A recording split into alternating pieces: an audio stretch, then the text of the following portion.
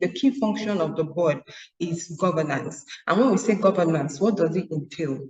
It entails providing strategic direction, providing strategic control, and strategic oversight. And we see strategic. This goes to say that you operate on the high level, and your operation has to be holistic, futuristic. Both internal and external perspectives has to be considered for you to be able to properly administer your function. So because you are providing direction, control, all this has to be in the future. Your future yesterday is your today. So that's why you have to have a futuristic mindset. You have to have a strategic mindset. The purpose of the board of directors is to act on behalf of the shareholders. And you're acting on behalf of the shareholders to ensure that the appropriate interests of the shareholders and other stakeholders are served or are met by the management of the company.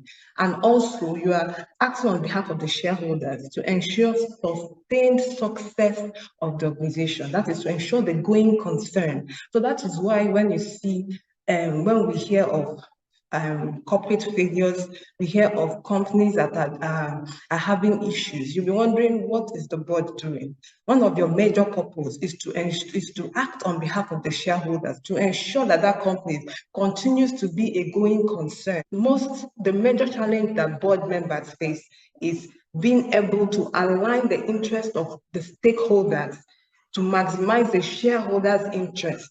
And while doing that, not trying to maximize your own interest. The key to overcoming the challenge and the key to effectiveness as a board member is ethics and values. Value provides direction, while ethics provides guidance. You might have direction. Okay, we have direction. We want to be successful. But ethics will provide guidance to guide you on the right path to success.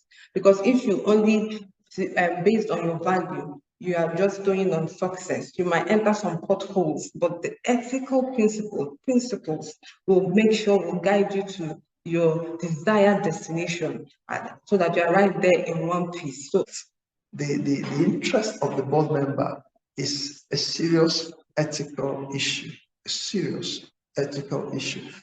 Where you have an ethical board, where you have a board that respects the culture and the values of that company, their decision will always be bound by how will this affect the company? How will this affect the shareholders? How will this affect the stakeholders? The board member who has a conflict of interest becomes an unreliable entity with regard to the interests of the company he's representing.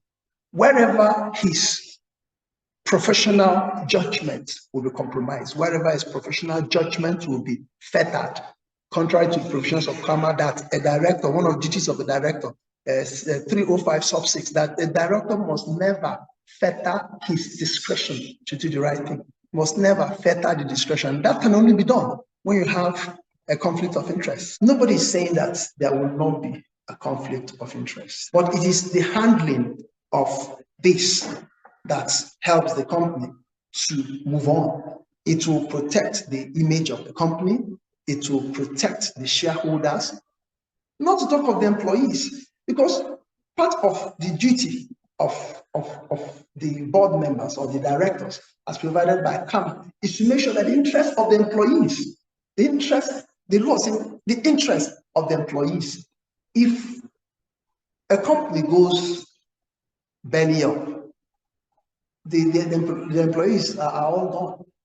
Conflict of interest is not something that will not be with us in the corporate world and corporate governance. It will always be there.